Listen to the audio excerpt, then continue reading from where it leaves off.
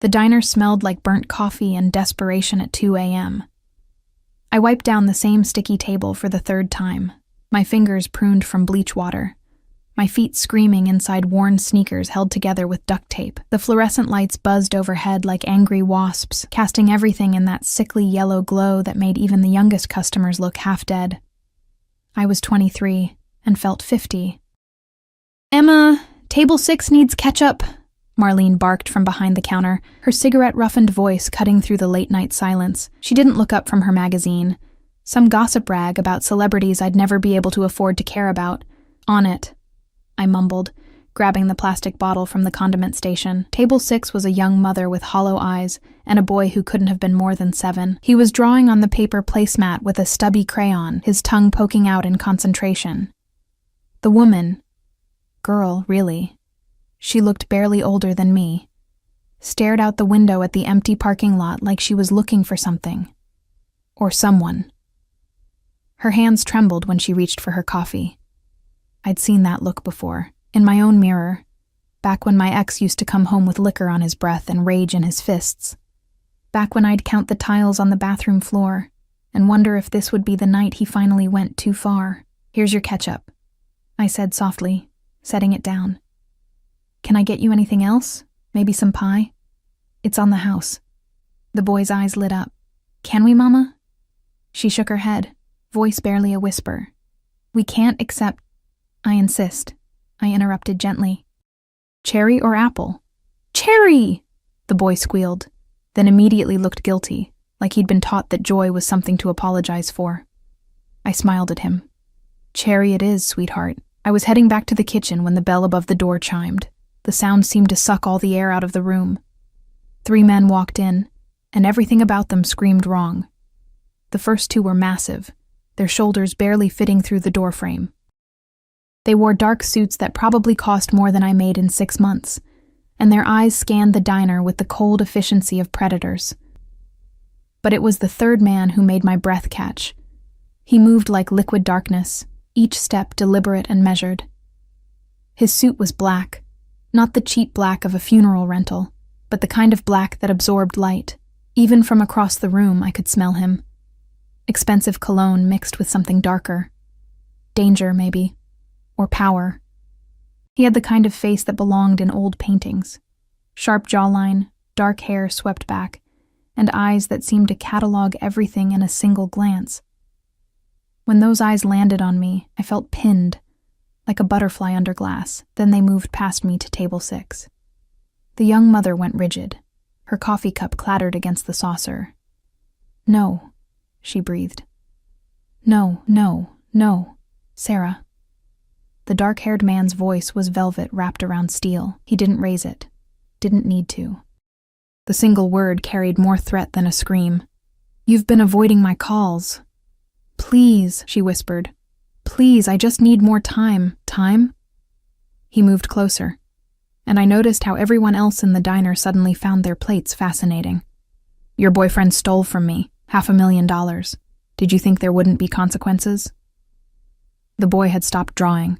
His crayon hovered over the placemat, his small body frozen in fear. "I didn't know," Sarah said, tears streaming down her face. "I swear I didn't know what Marcus was doing." "Ignorance isn't innocence," the man gestured, and one of his companions stepped forward. "You'll come with us. We'll discuss repayment terms." "No." Sarah stood abruptly, positioning herself between the men and her son. "Please, not in front of Tommy. He's just a baby." "Then you should have thought about that before you chose a thief." My body moved before my brain caught up. I stepped between them and the table, my heart hammering so hard I thought it might crack my ribs. She said no. The silence that followed was deafening. Up close, the man was even more terrifying. He towered over me. I was 5'4" in my worn sneakers, and he had to be at least 6'3". His eyes were the color of storm clouds, and when they focused on me, I felt like I was being dissected. "Excuse me?" His voice was dangerously soft. I said, my voice cracked. I cleared my throat, forced steel into it. She said no. "So, you need to leave." One of his companions laughed, a sound like gravel in a garbage disposal. "Boss, you want me to—" The dark-haired man raised one hand, and the laughter died instantly. He studied me with an intensity that made my skin prickle. "Do you have any idea who I am?" "I know you're scaring a child." I gestured to Tommy, who was now crying silently, tears running down his round cheeks. "So whatever business you have, take it outside." "Emma, don't." Sarah grabbed my arm, her fingers digging in desperately. "Don't, they'll kill you." "The girl is smart," the man said, his eyes never leaving mine. "You should listen to her." "Or what?" The words tumbled out before I could stop them. "You'll shoot me? In front of witnesses? In front of a kid?" Something flickered in his eyes. Surprise, maybe. Or interest. "No," he said slowly. "I wouldn't waste a bullet on someone so insignificant." The words should have stung. Instead, they made me angry. "Then leave them alone," I said. "She's not responsible for what her boyfriend did. She benefited from it. That makes her complicit. She's a victim. She's a loose end." We stared at each other, and I could feel the weight of his power pressing down on me like a physical thing. This was a man who was used to being obeyed, who probably hadn't heard the word no in years. I should have backed down, should have apologized and returned to wiping tables and pretending I hadn't seen anything, but I'd spent too much of my life being small. "Well, she's under my protection now," I said, lifting my chin. "So if you want her, you'll have to go through me." The man's eyebrow lifted fractionally. "Your protection?" "That's right." "And who exactly are you? Someone who's not afraid of you." It was a lie, of course. I was absolutely terrified. My legs felt like water, and my hands were shaking so badly I had to clasp them behind my back. But he didn't need to know that. For a long moment, he just looked at me. Then, incredibly, his lips curved into something that might have been a smile. It didn't reach his eyes. "Brave," he murmured. "Or incredibly stupid. Probably both." He tilted his head, studying me like I was a puzzle he couldn't quite figure out. "What's your name? Why do you care?" "Because I like to know the names of people who interest me. I'm not interested in interesting you." Too late. The air between us crackled with tension. Behind me, I could hear Sarah's ragged breathing, Tommy's muffled sobs. Marlene had disappeared into the kitchen, probably calling the cops, though I doubted they'd arrive in time to matter. "Last chance," the man said. "Step aside." "No." He sighed, and for the first time I saw something like regret cross his features. "You really should have—" The front door exploded inward.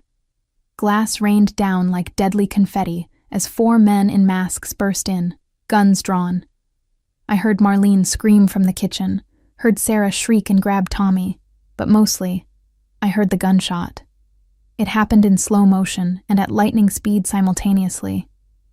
I saw the masked man's finger squeeze the trigger, saw the muzzle flash, saw the bullet heading straight for Tommy's small head as Sarah tried to shield him. I didn't think. I just moved. My body slammed into Tommy and Sarah, taking them both down to the floor. I felt the impact of the bullet like a sledgehammer to my shoulder, felt the burn that spread through my entire arm and chest. The diner tilted sideways, and suddenly I was on the ground, the linoleum cold against my cheek. More gunshots, screaming, the sound of bodies hitting the floor, then silence. I tried to breathe, but my lungs wouldn't cooperate. Something warm and wet was spreading across my chest, soaking into my uniform. My vision blurred, darkened at the edges. Someone grabbed my face, tilting it up. Storm gray eyes filled my vision.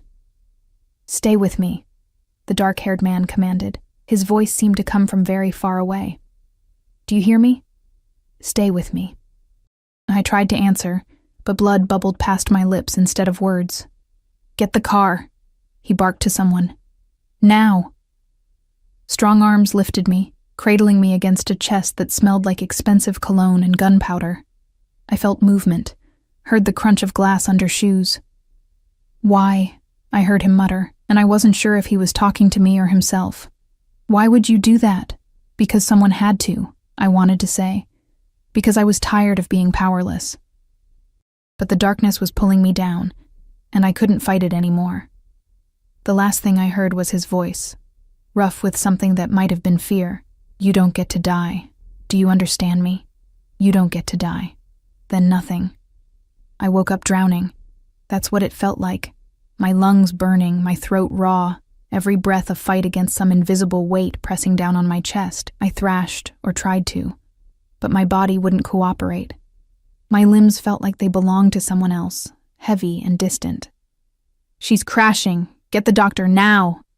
Voices swirled around me, urgent and sharp. Hands pressed me down, gentle but firm. Something beeped frantically nearby, matching the erratic rhythm of my heart. Emma, you need to calm down. You're safe. You're going to be okay. Safe. The word seemed meaningless. Nothing had been safe in so long that I'd forgotten what it felt like. I tried to open my eyes, but even my eyelids were too heavy. The darkness pulled at me again, and this time, I let it take me. The second time I woke, it was to the smell of lavender and antiseptic. My eyes opened slowly, painfully, adjusting to soft lighting that was nothing like the harsh fluorescence of the diner. I was staring at an ornate ceiling, the kind with elaborate crown molding and what looked like hand-painted details. A crystal chandelier hung above me, its facets catching the light and scattering rainbows across cream-colored walls. This wasn't a hospital. I turned my head. A mistake. Pain lanced through my shoulder and chest, sharp enough to steal my breath. I gasped, and immediately, a figure appeared at my bedside. A woman in her 50s with kind eyes and a professional demeanor placed a hand on my uninjured shoulder. Easy, dear. Don't try to move too quickly. You've been through quite an ordeal. My voice came out as a croak, my throat feeling like I'd swallowed sand. Where am I? You're safe, she said, which wasn't an answer. She held a glass of water to my lips, and I drank greedily. My name is Margaret. I'm a nurse. You were shot 3 days ago. Do you remember? 3 days. The memories crashed back like a tidal wave.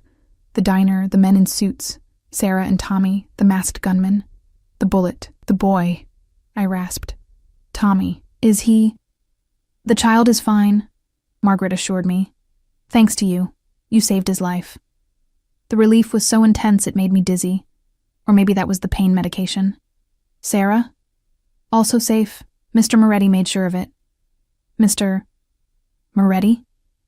Margaret's expression shifted, became more guarded. The man who brought you here. He's been very concerned about your recovery. The dark-haired man. Storm gray eyes, the way he'd looked at me right before everything went to hell. Where is here, exactly? I asked, looking around the room. It was easily twice the size of my entire apartment, furnished with antiques that probably cost more than I'd earn in a lifetime. Heavy curtains framed floor-to-ceiling windows, currently closed. A door to my right appeared to lead to a bathroom, and another straight ahead was shut. Mr. Moretti's estate, Margaret said carefully. He has an excellent medical facility here. You receive the best care possible. I need to leave. I tried to sit up, but my body screamed in protest. The pain was blinding, radiating from my shoulder through every nerve ending. You need to rest, Margaret said firmly, easing me back down. You were shot in the chest. The bullet nicked your lung and fractured your clavicle. You're lucky to be alive. Lucky. Right. My apartment, I said weakly. My job. I have rent due, and Marlene is going to fire me for missing shifts. Everything has been taken care of. The new voice made my blood run cold. He stood in the doorway, filling it completely. The man from the diner. Mr. Moretti. Up close and in better lighting, he was even more devastating. His suit today was charcoal gray, perfectly tailored to his broad shoulders and lean frame. His dark hair was slightly mussed, like he'd been running his hands through it, and there were shadows under his eyes that suggested he hadn't been sleeping well. Your rent has been paid for the next 6 months, he said, his voice that same velvet-wrapped steel. Your landlord has been informed you're recovering from an accident. As for your job, his expression hardened. That diner should have had better security. They're lucky I don't burn it to the ground. Margaret quietly excused herself, slipping out of the room and closing the door behind her. Suddenly, the enormous bedroom felt very small. You had no right, I said, hating how weak my voice sounded. No right to pay my bills or make decisions for me. You took a bullet that was meant for someone I was going to kill. He moved closer, each step measured and predatory. That changes things. Changes what things? He stopped at the edge of the bed, looking down at me with an expression I couldn't read. You should have died. The bullet should have killed you, but you're still here. Sorry to disappoint. Something flickered in his eyes. Surprise, maybe. You're not sorry. You'd do it again. He was right, and we both knew it. Why did you do it? He asked, and there was genuine curiosity in his voice. You didn't know that boy. You had no stake in what was happening. Why throw yourself in front of a bullet for a stranger? Why does it matter? Because I need to understand. He pulled a chair close to the bed and sat, his movements fluid and controlled. I've spent 15 years in this life, Emma. I've seen men kill their own brothers for money. I've seen women sell their children for drugs. I've seen loyalty bought and sold like commodities, but I have never... He leaned forward, his eyes burning into mine. Never seen someone sacrifice themselves for nothing. It wasn't for nothing. It was for a child you didn't know. Does that matter? In my world? Yes. Then maybe your world is broken. The silence that followed was thick enough to cut. He stared at me, and I stared back, refusing to look away even though every instinct screamed at me to lower my eyes, to submit, to make myself small. Finally he laughed, a short, sharp sound devoid of humor. Broken. Yes, I suppose it is. He stood abruptly, walked to the windows and pulled back the curtains. Sunlight flooded in, revealing manicured gardens that stretched as far as I could see. We were somewhere rural, somewhere isolated, somewhere no one would hear me scream. The thought should have terrified me. Maybe it did. But I was too tired to show it. You need to rest, he said, his back still to me. Margaret will check on you every few hours. If you need anything, I need to go home. No. You can't keep me here. He turned, and the look on his face made my breath catch. Yes, I can. That's kidnapping. That's protection. From what? From the men who tried to kill you. He crossed his arms, his stance widening slightly, a power pose, meant to intimidate. You think that was random? Those masked men weren't there for Sarah or the boy. They were there for me. And now that you've been seen with me, now that you've been brought to my home, you're a target. The words sank in slowly, like stones in water. So this is my fault? This is reality. He moved closer again, and I could smell that cologne, something dark and woodsy that probably cost more than my car. You inserted yourself into a world you don't understand. There are consequences to that. I was trying to save a child, and I'm trying to save you. The words came out harsh, almost angry. He stopped, seemed to collect himself. Do you have any idea what those men would do if they got their hands on you? Do you know what questions they'd ask about me, my operations, my weaknesses? And when you couldn't answer, because you know nothing, they'd hurt you anyway, just to send a message. My mouth went dry. What kind of man are you? The kind you should be afraid of. Then let me go. No. You can't just... I can do whatever I want, he said, his voice dropping to something dangerous. That's what power means, Emma. I could make you disappear, and no one would question it. I could buy every person you've ever known, and they'd forget you existed. I could... But you won't. He stopped mid-sentence, staring at me. You won't, I repeated, more certain now. Because if you were really that kind of monster, you wouldn't have saved me. You would have left me to bleed out on that diner floor. Maybe I just didn't want to waste the investment. Investment? His jaw tightened. You took a bullet that was meant to ruin my evening. The least I could do was ensure you survived. How thoughtful. I'm not a good man, Emma. I never said you were. We stared at each other, the air between us charged with something I couldn't name. Tension? Yes, but something else too. Something that made my skin prickle and my pulse quicken in a way that had nothing to do with fear. You need to rest, he said finally, his voice carefully neutral. We'll discuss your situation when you're stronger. There's nothing to discuss. I'm leaving as soon as I can walk. We'll see. He headed for the door, and I called after him. I don't even know your first name. He paused, his hand on the doorknob. "Dante. Dante," I repeated. Like the poet. Like the man who descended into hell and lived to tell about it. He glanced back at me, and something in his expression made my stomach flip. "Get some rest, Emma. You're going to need it." Then he was gone, the door closing with a soft click that sounded way too final. I lay there, staring at the ornate ceiling, trying to process everything. I'd been shot. I'd been brought to a Mafia boss's estate. I was apparently now a target for his enemies, and I couldn't leave. This was insane. All of it. I should have been terrified, should have been planning my escape, figuring out how to call the police, how to get help. Instead, I kept thinking about the way Dante had looked at me, like I was a puzzle he couldn't solve. Like I was something precious and dangerous all at once. I closed my eyes, exhaustion pulling at me, despite the anxiety thrumming through my veins. When I opened them again, the light had changed. Hours had passed. Margaret sat in the chair by my bed, reading a book. "How long?" I asked, my voice rough. She looked up, smiled gently. "About 4 hours. How are you feeling?" "Like I got shot." "That's to be expected. Are you hungry?" "The chef has prepared soup." "Chef. Of course this place had a chef." "I'm not really—" My stomach growled, betraying me. Margaret's smile widened. "I'll have some brought up." As she left, I noticed something on the nightstand that hadn't been there before. A vase of white roses, expensive ones, their petals perfect and unblemished. No card. But I knew who they were from.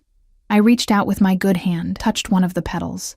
It was soft as silk, cool against my fingertips. 2 weeks passed in a blur of medication, physical therapy, and an isolation that felt more like captivity with each passing day. The estate was beautiful, I had to admit. Margaret gave me a tour once I could walk without gasping in pain. Sprawling grounds with gardens that looked like they belonged in a magazine, a library with more books than I'd ever seen outside of a public building, a pool house that was bigger than my entire apartment complex. Everything screamed wealth and power, and a world so far removed from mine that it might as well have been on another planet. But it was still a cage. Dante was rarely around. I'd catch glimpses of him, usually late at night, walking the grounds with men who wore guns like accessories, or early in the morning, leaving in one of several black SUVs with tinted windows. He always had at least 3 men with him, all of them moving with that same predatory awareness that said they were more than just drivers or assistants. These were killers, and their boss was the most dangerous of them all. When Dante did appear in my room, always announced by a soft knock that felt more like a courtesy than a request, he kept his distance. He'd stand by the windows or lean against the doorframe, asking about my recovery with a detached professionalism that made those first charged moments between us feel like a fever dream. "The physical therapist says you're progressing well," he said one evening, his silhouette backlit by the setting sun. He'd removed his suit jacket, his white shirt rolled up to his elbows, revealing forearms corded with lean muscle and scattered with scars that told their own stories. "I'm a fast healer," I replied, flexing my shoulder experimentally. It still hurt, but the pain was manageable now. "Does that mean I can leave?" "No." "Dante, the men who attacked the diner were part of a rival organization," he interrupted, his voice hard. "They're still looking for you. Still trying to figure out who you are and what you mean to me." "I don't mean anything to you." He turned, and even in the dim light, I could see the intensity in his eyes. "That's where you're wrong." My heart did a strange flutter. "What's that supposed to mean?" "It means," he said slowly, moving closer, "that you've become a complication. Sorry to inconvenience you. That's not what I said." "Then what are you saying?" He stopped at the foot of my bed, his hands gripping the footboard. "I'm saying that the fact you're alive is a problem. The fact that you're here is a problem. The fact that I can't stop thinking about why you did what you did." He cut himself off, jaw tightening. "It's all a problem. So let me go. Problem solved." "You're not listening." His voice dropped, became almost gentle. "If you leave here, they will find you. And when they do, they will hurt you in ways you cannot imagine, just to get to me. Is that what you want?" "What I want is my life back." "That life is gone." The words were brutal in their finality. The moment you stepped between me and that table, everything changed. You can't go back." I stared at him, feeling the walls closing in. "So what am I supposed to do? Stay here forever? Become your prisoner?" "You're not my prisoner. Then what am I?" The question hung in the air between us, heavy and unanswered. Finally, Dante straightened, adjusting his cuffs in a gesture that seemed more about control than necessity. "Get some rest," he said. "We'll discuss this tomorrow." "We've been saying that for 2 weeks." He paused at the door, his back to me. "I'm trying to keep you alive, Emma. Whether you believe that or not is up to you."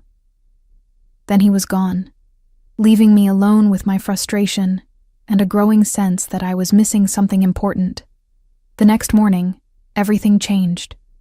I was in the library.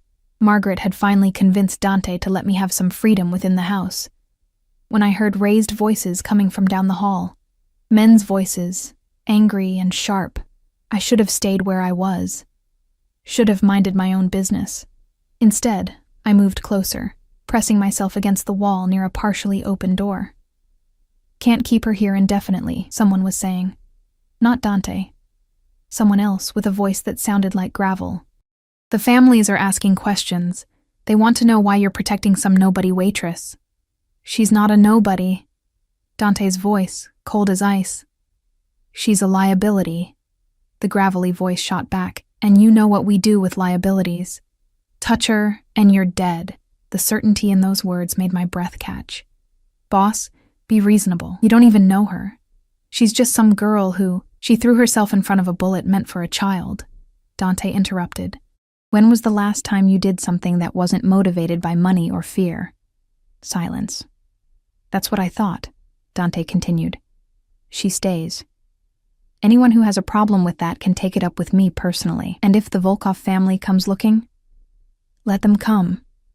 I heard footsteps approaching the door and scrambled back, but not fast enough.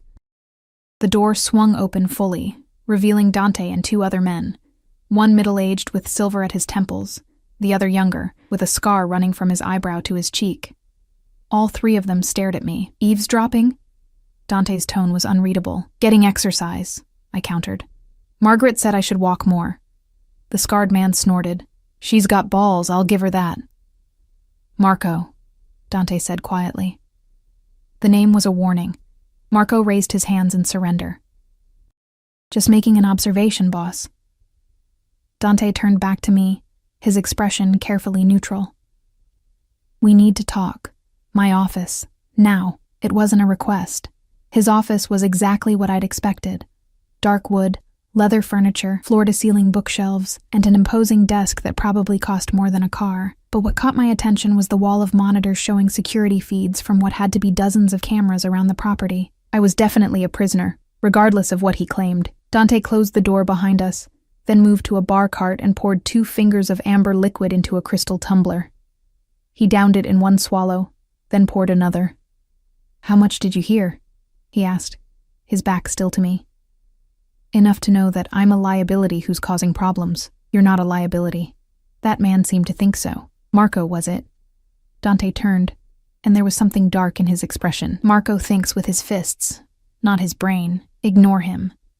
Kind of hard to ignore when he's probably right. I crossed my arms, immediately regretted it as pain flared in my shoulder. I heard what he said about the Volkov family. Are they the ones who attacked the diner? Dante studied me for a long moment, then nodded slowly. "Yes. They've been trying to move in on my territory for months. The attack was meant to send a message. And I got caught in the crossfire, yes."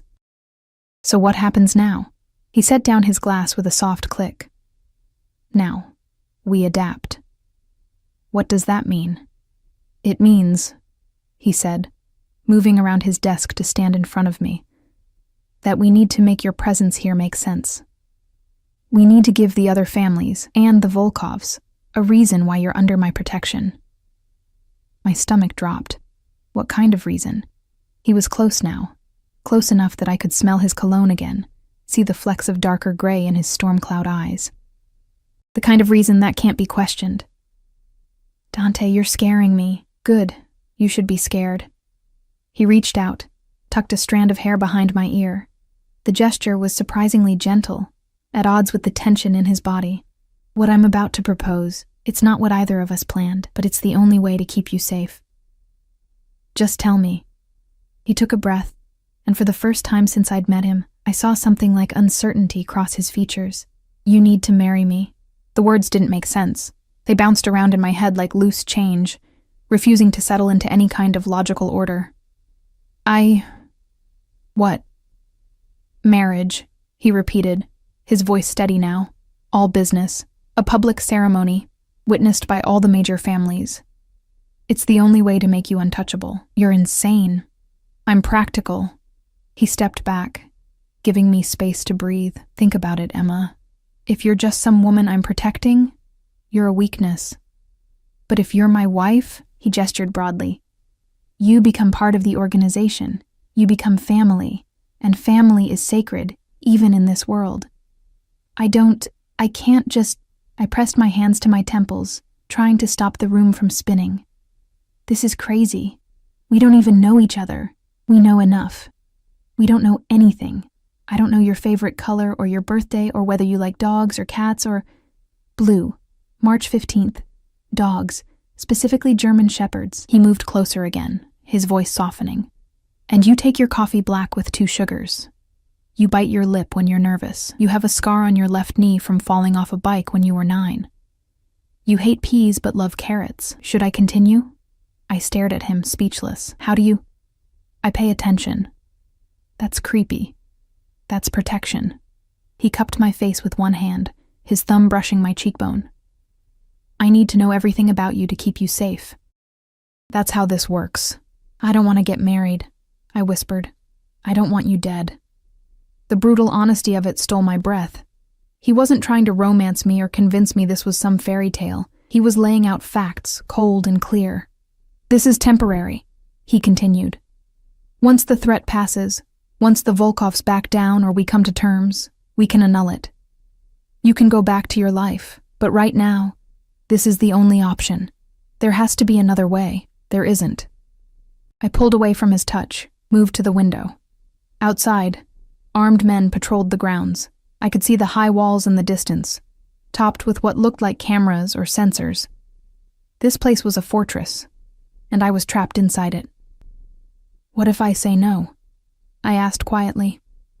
The silence stretched long enough that I turned to look at him. His expression was carefully blank. Then I'll do everything in my power to keep you safe for as long as I can, but eventually my enemies will find a way. And when they do... He didn't finish the sentence. He didn't have to.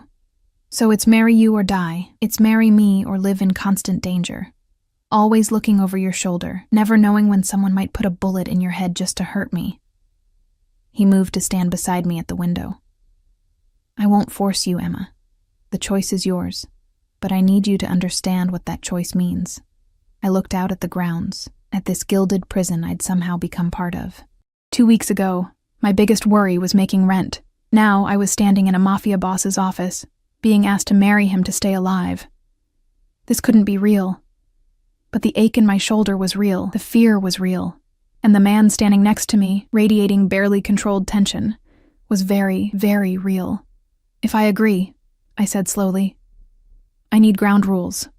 I felt rather than saw him turn toward me. Go on. This is a business arrangement, nothing more. Agreed. Separate rooms. Separate lives, as much as possible. Within reason. What does that mean? It means we'll need to appear together at certain events, family dinners, public appearances. We need to sell this. He tilted his head. But your privacy will be respected otherwise. I turned to face him fully. And when this is over, when the danger passes, you walk away with enough money to start over wherever you want. New identity if you need it. New life. Clean break. You'd really let me go? Something flickered in his eyes, something that looked almost like pain. But it was gone so quickly I might have imagined it. Yes, he said quietly. I'd let you go. I studied his face, looking for any sign of deception. But all I saw was a man who'd built walls so high and so thick that I doubted anyone had ever truly known him. Okay, I heard myself say. I'll do it. The relief that crossed his features was subtle but unmistakable. "You're sure?" "No, but what choice do I have?" "None," he admitted. "But I appreciate the honesty. When?" 3 days. That's how long it will take to arrange everything and notify the other families." He pulled out his phone, already typing. "You'll need a dress. Margaret will take you shopping tomorrow, with security, obviously, and we'll need to—" "Dante." He looked up. "Why are you doing this?" I asked. "You said I'm a complication. You could have just made me disappear, like you said."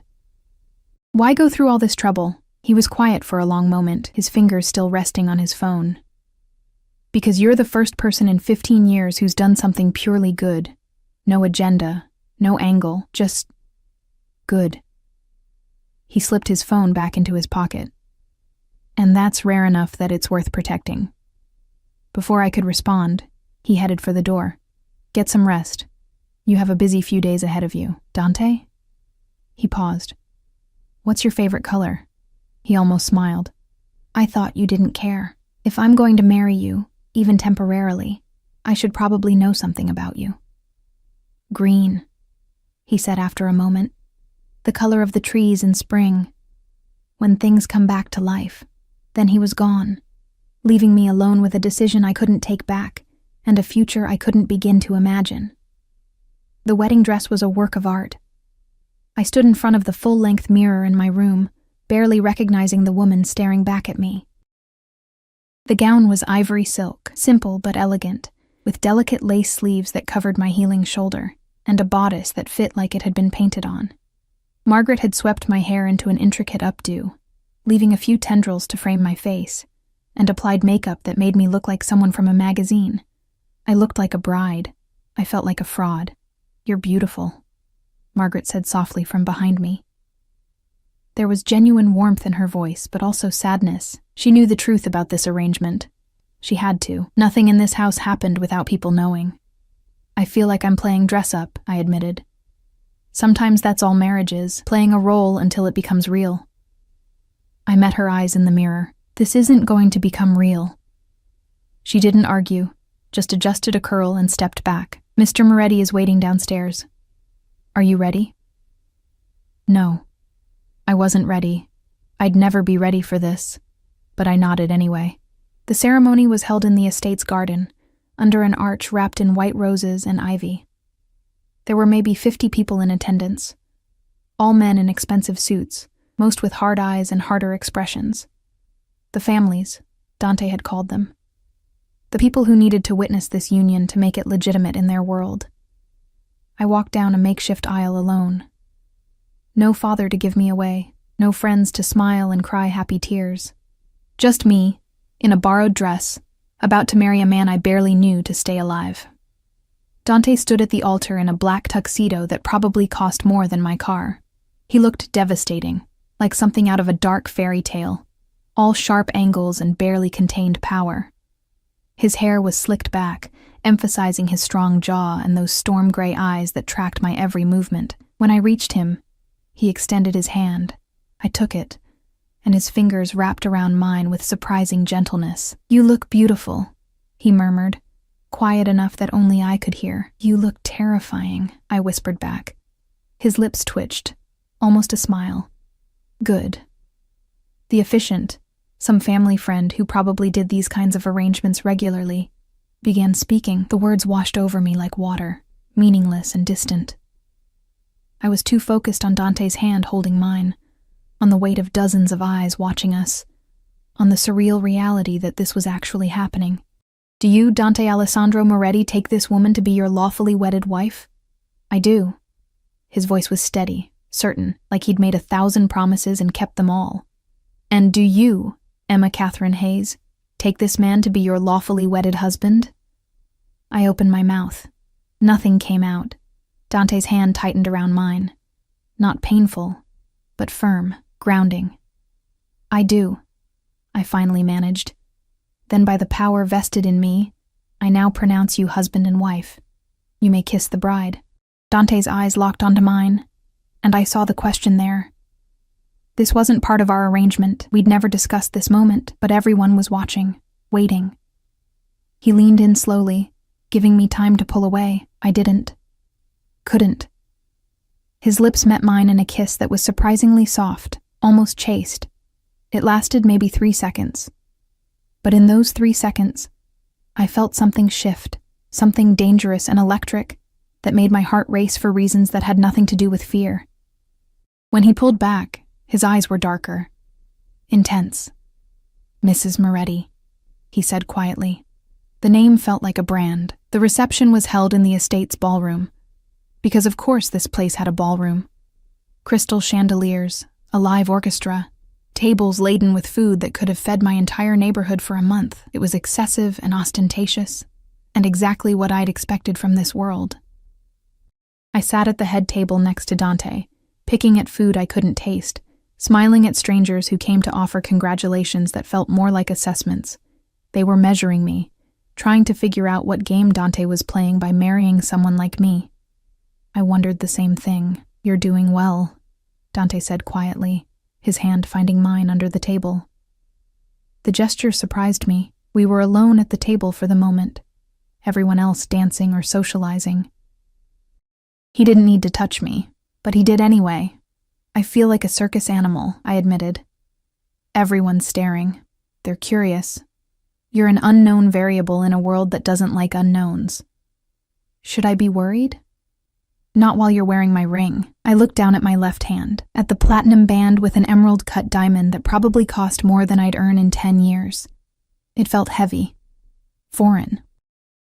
"Dante," I said slowly, "what exactly did I just become part of?" He was quiet for a moment, his thumb tracing circles on my palm. "My family has been in this business for 4 generations. We control most of the shipping and distribution in the northeastern corridor. Legitimate businesses, too. Restaurants, real estate, construction. We're not just criminals, Emma. We're an empire. An empire built on what? Drugs? Weapons? Information, mostly. And yes, occasionally things that exist in legal gray areas.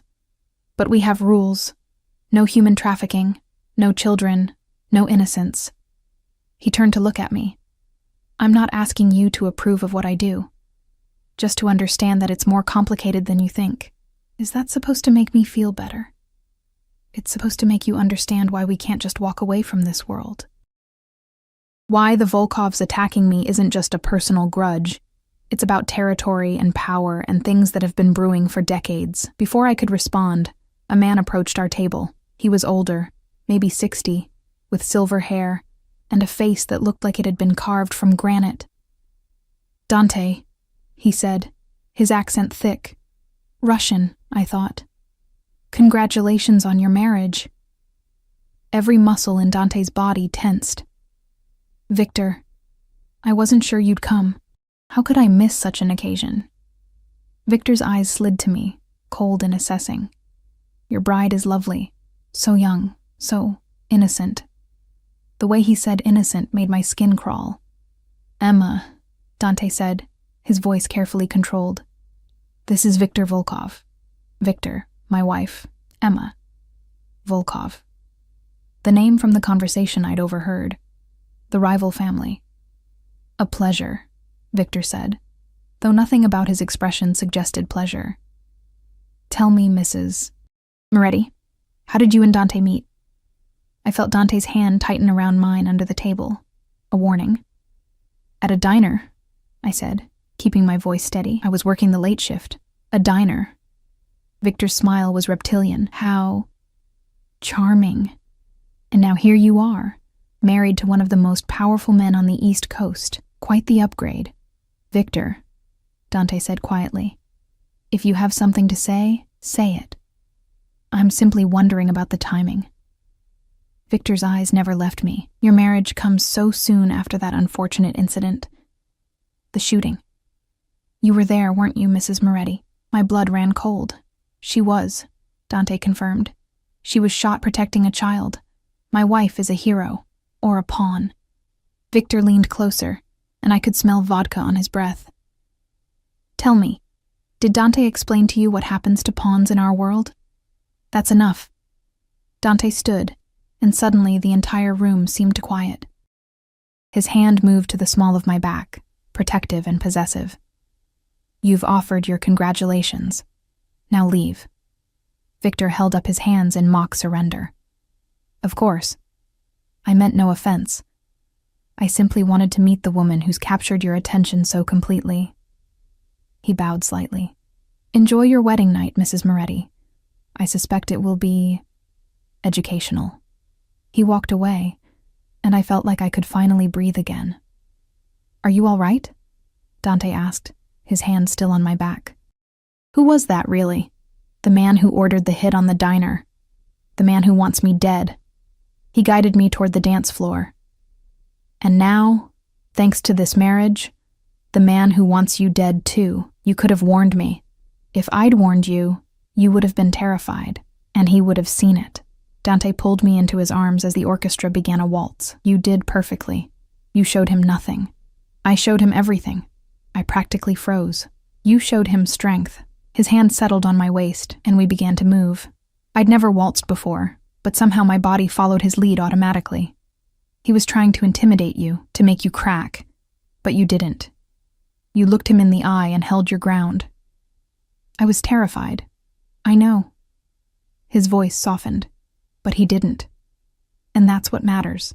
We danced in silence for a moment, and I became aware of how close we were, how his hand spanned my waist, how his body moved against mine with practiced ease, how every woman in the room was watching us with expressions ranging from envy to calculation. Why did you kiss me? I asked suddenly. At the altar. You didn't have to. Yes, I did. If I hadn't, they would have questioned the legitimacy of this marriage.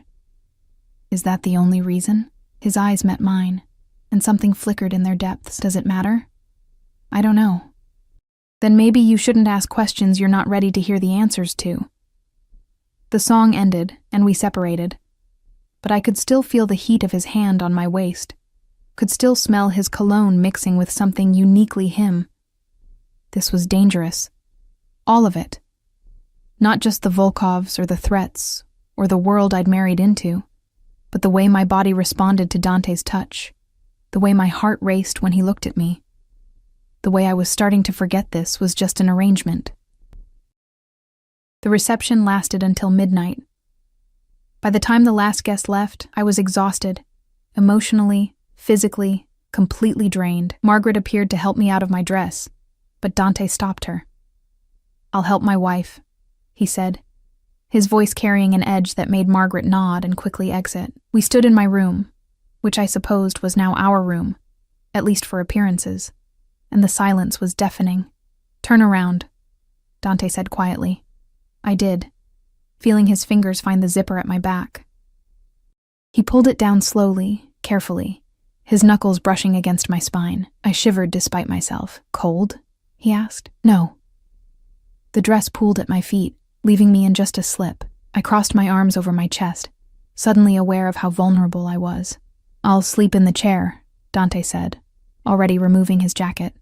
Or I can take one of the guest rooms if you prefer. The chair is fine. I didn't know why I said it. Maybe because having him nearby felt safer than being alone. Maybe because I was too tired to analyze my own motivations. I changed in the bathroom, pulling on a simple nightgown that Margaret had left out. When I emerged, Dante was sitting in the armchair by the window, his tie loosened, his shirt partially unbuttoned. He looked tired, more tired than I'd ever seen him. Thank you, I said quietly. For today, for keeping me safe. That's my job now, as your husband. Temporary husband. Right, temporary. But something in his voice made it sound like a question. I climbed into bed, pulling the covers up. Dante? Yes? Victor said something about pawns. What did he mean? Dante was quiet for so long I thought he wouldn't answer. Finally he spoke, his voice heavy. In our world, wives are often used as leverage. If Victor wants to hurt me, the easiest way is through you. That's why this marriage had to be public. Had to be witnessed. Because now hurting you isn't just hurting me. It's violating sacred rules. Even Victor won't cross that line lightly. But he might cross it anyway. He might try. And then what? Dante turned to look at me, and in the dim light, His eyes looked almost black. Then I'll kill him. And anyone else who tries to touch what's mine. The possessiveness in his voice should have scared me. Instead, it made something low in my belly tighten. I'm not really yours, I whispered. No, he agreed, but they don't know that. And as long as they believe you are, you're safe. I closed my eyes, trying to slow my racing heart. This is insane. Yes. I should never have stepped between you and that table. Probably not. But I don't regret it. Silence. Then, so quietly I almost missed it. Neither do I. I fell asleep to the sound of his breathing, to the knowledge that a dangerous man was watching over me, and to the terrifying realization that I was starting to trust him. 3 weeks into our marriage, everything fell apart. It started with a phone call. I was in the garden, reading a book Margaret had recommended, when I heard shouting from inside the house. Dante's voice, sharp and commanding, followed by the sounds of multiple people moving quickly. I set down my book and hurried inside, my heart already racing. The entrance hall was chaos. Men in suits were everywhere, checking weapons, speaking rapidly into phones. Dante stood in the center of it all, his face a mask of cold fury. "What's happening?" I asked, grabbing his arm. He turned, and for a moment I saw fear in his eyes. Actual fear. "It's Sarah and Tommy. The Volkovs took them." The world tilted. "What?" "They grabbed them from a safe house 2 hours ago, left a message." He held up his phone, and I saw a photo that made my stomach turn. Sarah and Tommy bound and gagged in what looked like a warehouse, terror in their eyes. "Why would they—" "Because of you." Dante's jaw was tight. "Because Victor knows you care about them. This is him sending a message, proving that my protection means nothing." Guilt crashed over me like a wave. This is my fault. This is Victor's fault. Dante gripped my shoulders. "Emma, listen to me. I need you to stay here. Marco and 3 others will guard you. I'm going to get them back." "I'm coming with you." "Absolutely not. They took them because of me." My voice cracked. "I'm not hiding here while they're in danger. You'll be in danger if you come. I don't care." I pulled away from him. "You can order your men around all you want, but you don't own me. Not really. And I'm not letting that little boy suffer because I took a bullet for him." Dante stared at me, and I could see the war happening behind his eyes. The need to protect me fighting against the knowledge that I wouldn't back down. "Fine," he said finally. "But you stay in the car. You don't move unless I tell you to. Understood?" "Understood. And Emma?" He cupped my face with both hands, his touch surprisingly gentle. "If something happens to me, you run. You take whatever car is available, and you drive straight to the police station on 5th Street. Ask for Detective Chen. Tell him everything. He's one of the few honest cops left. He'll protect you. Nothing's going to happen to you. Promise me." "Dante?" "Promise me."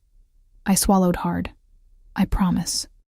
He kissed my forehead, quick, almost desperate, then turned to his men. "Let's move." The warehouse was in the industrial district, surrounded by abandoned buildings and empty lots. It was the kind of place where screams wouldn't matter, because no one was around to hear them. I sat in the back seat of Dante's SUV, wedged between 2 of his men, watching through tinted windows as he and a dozen others approached the building. They moved like shadows, silent and coordinated. This wasn't their first time doing something like this. "How long have you worked for him?" I asked the man to my left, a younger guy with kind eyes named Tony. 5 years, he said quietly. "He saved my sister from a trafficking ring. I owe him everything." "He saved your sister?" Tony nodded. "Those are his rules. No human trafficking, no hurting innocents. When he found out what was happening to her." He shook his head. "Let's just say the men responsible didn't live to regret it." I processed this new information, trying to reconcile it with everything I knew about Dante. He was a criminal, yes, a killer probably, but he had lines he wouldn't cross. The first gunshot shattered the night. Then more, a rapid staccato that made my heart jump into my throat. I pressed my face to the window, trying to see what was happening, but the men beside me pushed me down. "Stay low," Tony ordered. More gunshots, shouting, the sound of something exploding, then silence. It stretched for an eternity, and with each passing second, my chest tightened more. What if Dante was hurt? What if he was dead? What if... The SUV door flew open, and Dante appeared, carrying Tommy in his arms. The boy was crying but appeared unharmed. Behind him, Marco supported Sarah, who was limping but conscious. "Get them to the safe house," Dante ordered, passing Tommy to Tony. "Now." "Boss, your shoulder," I said now. Only then did I notice the blood soaking through Dante's shirt. He'd been shot. "You're hurt," I said, trying to get to him, but he was already closing the door. "I'm fine. Take care of them." Then he was gone, moving back toward the warehouse with the rest of his men. The drive back to the estate was tense. Sarah clung to Tommy, both of them shaking. I held Sarah's hand, trying to offer comfort, even though I was terrified myself. "I'm so sorry," she kept saying. "This is all my fault. If I hadn't gotten involved with Marcus, if I'd just..." "This isn't your fault," I told her firmly. "None of this is your fault, but they took us because of you, because you saved Tommy, and I'd do it again." I squeezed her hand. "You're safe now. That's what matters." Back at the estate, Margaret took charge, getting Sarah and Tommy settled in one of the guest rooms. I paced the entrance hall, checking my phone every 30 seconds, waiting for news about Dante. 2 hours passed, then 3. Finally, at nearly dawn, I heard vehicles approaching. I ran outside just as Dante emerged from an SUV, his face pale, his shirt dark with blood. Marco and another man supported him on either side. "He needs a doctor," Marco said. "Already called." Margaret appeared beside me. "Get him to the medical room." I followed, my hands shaking. Dante's private doctor, a stern woman in her 40s, was already setting up equipment. They got Dante onto the examination table, and she cut away his shirt, revealing a bullet wound in his shoulder. "Out," the doctor ordered. "All of you." "I'm staying," I said. "Emma?" Dante tried to sit up, winced. "I'm staying," I repeated, more firmly. "He's my husband." The doctor looked between us, then sighed. "Fine. But stay out of my way." I stood in the corner, watching as she worked. The bullet had gone through cleanly, missing anything vital, but Dante had lost a lot of blood. His face was gray, his breathing shallow. "You're an idiot," I said quietly. His eyes opened, found mine. "Excuse me? You got shot going after Sarah and Tommy. You could have died, but I didn't." "You could have. Would you have preferred I left them there?" "I would have preferred you didn't get shot." "Emma." His voice was soft despite the pain. "They took innocent people to hurt me. To hurt you. I couldn't let that stand. You scared me," I whispered. "When I heard the gunshots and then nothing, I thought..." "I know." He reached for my hand with his good arm. "I'm sorry." The doctor cleared her throat. "This is very touching, but I need to finish stitching. Mrs. Moretti, if you could give us space." I reluctantly stepped back, but I didn't leave. I stayed until the doctor was finished, until Dante was bandaged and resting, until his color started to return. "He'll be fine," the doctor assured me. "He needs rest, but the wound is clean. No infection risk." After she left, I sat in the chair beside the bed. Dante's eyes were closed, but I could tell he wasn't sleeping. "I meant what I said in the car," he said quietly. "If something had happened to me, you need to go to Detective Chen." "Nothing happened to you? This time. But there will be a next time, Emma. There always is. And eventually..." He opened his eyes, looked at me. "Eventually my luck will run out. Don't say that. It's the truth. This life, it doesn't end well for people like me." "Then why do you stay in it?" He was quiet for a long moment. "Because it's the only life I know. My father was in this business, his father before him. I was born into this world, and there's no leaving it. Not really. You could try. And put everyone I care about in danger? No. The only way out is death." He turned his head to look at me more fully. "Which is why you need to be ready to walk away when this is over." "When what's over?" "This arrangement between us, the marriage." Once Victor is dealt with, is he dead? I interrupted. Dante's expression hardened. Not yet. He wasn't at the warehouse, but he will be soon. And then what? You kill him, and everything goes back to normal. There is no normal in this life, Emma. There's just survival. I stood, moved to the window. Outside, the sun was rising, painting the sky in shades of pink and gold. It was beautiful, the kind of morning that promised new beginnings. But I wasn't sure I believed in new beginnings anymore. I don't want to leave, I said quietly. Silence. Then, what? I don't want to leave. When this is over, when Victor is dealt with, I don't want the annulment. Emma. I know what this was supposed to be, I interrupted, turning to face him. A business arrangement, protection in exchange for playing a role. But somewhere along the way, I took a breath. It stopped feeling like an arrangement. Dante sat up slowly, wincing at the movement. You don't know what you're saying. Yes, I do. You're grateful because I saved Sarah and Tommy. You're confused because of the adrenaline and fear, but you don't actually want this life. Don't tell me what I want. The words came out sharper than I intended. I'm not some fragile thing that needs to be protected from reality. I've seen what your world looks like. I've seen the violence and the danger and the moral gray areas, and I'm choosing to stay anyway. Why? He sounded almost desperate. Why would you choose this? Because...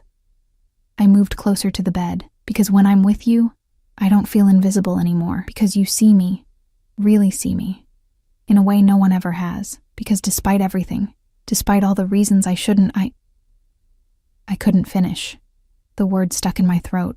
You what? Dante asked, his voice barely a whisper. I'm falling in love with you, I admitted. And I know that's insane and probably suicidal and definitely not part of the plan. But it's the truth. The silence that followed felt like it lasted a lifetime. Then Dante laughed, a short, broken sound. You're right. It is insane. The words hurt more than they should have. I turned away, feeling my face heat with embarrassment. Forget I said anything. Emma, wait. He tried to stand, gasped in pain. Don't. I moved to push him back down. You're going to tear your stitches. I don't care about the stitches. His good hand caught my wrist, held me in place. I care about you understanding something. Understanding what? That you're not the only one who's insane. His eyes locked onto mine, intense and burning. Do you think I normally bring people to my home? Let them see my life, my world. I've been in this business for 15 years. And I've never let anyone get this close. But you. He pulled me closer, until I was standing between his knees. You walked into my life with your impossibly brave heart and your stubborn refusal to back down, and you wrecked me. Dante. I tried to keep my distance, tried to remember this was temporary, but every time I look at you, every time you challenge me or surprise me, or just exist in my space, he cupped my face with his hand. I forget why I'm supposed to let you go. Then don't, I whispered. Don't let me go. This life will destroy you, or maybe I'll change it. That's not how it works. Then we'll figure out a new way. I covered his hand with mine, together. He studied my face for a long moment, and I could see the war happening behind his eyes. Finally, he pulled me down and kissed me, not the chaste kiss from our wedding, but something deeper. Desperate. Like he was drowning and I was air. When we broke apart, we were both breathing hard. This is a terrible idea, he said. Probably. You could still walk away. I'd give you the money, the new identity. You could start over somewhere safe. I don't want safe. I want this. I want you. Even knowing what I am, what I do? I know who you are, I said firmly. You're the man who saved a child, who protects the innocent, who has lines he won't cross even in a world without rules. You're not perfect, Dante, but you're good where it counts. He closed his eyes, leaning his forehead against mine. You're going to get your heart broken, maybe. But at least I'll have actually lived first. We stayed like that for a long moment, just breathing together. Finally, Dante pulled back slightly. Okay, he said quietly. Okay. No annulment, no walking away. We do this, really do this. But Emma? His expression turned serious. If you stay, You're all in. That means understanding that my enemies become your enemies. It means accepting that some days will be dangerous. It means— I know what it means, I interrupted, and I'm choosing it anyway. I'm choosing you. Something shifted in his expression. Relief, maybe, or hope. Then you're stuck with me. Good. He kissed me again. Slower this time. Thorough. Like he was memorizing the taste of me. When we finally broke apart, I helped him lie back down. You need to rest. Stay with me. Always. I climbed onto the bed carefully, mindful of his shoulder, and curled into his side. His good arm wrapped around me, holding me close. I love you, he said quietly into my hair. I probably have since the night you stepped between me and that table. I was just too stubborn to admit it. I love you too. Even though I'm a terrible person, you're not a terrible person. You're just complicated. He laughed, then winced. Complicated. That's one word for it. We lay there in comfortable silence as morning light filled the room. Outside, I could hear the estate coming to life. Guards changing shifts, staff beginning their day, normal sounds in a very abnormal world. But it was my world now, my choice. 3 months ago, I'd been a waitress living paycheck to paycheck, invisible to everyone around me. Now I was married to one of the most powerful men on the East Coast, living in a world I never could have imagined. It was dangerous, it was complicated, it was absolutely insane. But when Dante's arms tightened around me, when I felt his heartbeat steady beneath my palm, I knew I'd made the right choice. Sometimes the best kind of salvation comes wrapped in darkness. Sometimes love finds you in the most unlikely places. And sometimes, throwing yourself in front of a bullet leads to something worth living for. 6 months later, Victor Volkov was found dead in a warehouse. The same warehouse where he'd held Sarah and Tommy. The official report said it was a gang war casualty. The truth was, something Dante never discussed, and I never asked. Sarah and Tommy moved into a safe house Dante owned in the suburbs, far from the life that had endangered them. Dante made sure Tommy got into a good school, that Sarah got job training, that they had everything they needed to start over. Because that was who my husband was. A man who protected the innocent, even while navigating a world built on violence and power. As for me, I learned to navigate that world too. I learned which families to trust, which to avoid, how to read the subtle power plays that happened at every dinner and gathering. I learned to be more than just Dante's wife. I became his partner, his confidant, his equal in ways that surprised both of us. It wasn't the life I'd planned. It wasn't safe or simple or normal. But it was mine. And when I woke up each morning in Dante's arms, feeling his breath against my neck, and his heart beating steady and strong, I knew I wouldn't change a single thing. Not the bullet, not the marriage, not any of it. Because sometimes, the best love stories start with a leap of faith. And mine started with a leap in front of a bullet. For a child I didn't know, in a diner that smelled like burnt coffee and desperation, it led me here, to this man, to this life.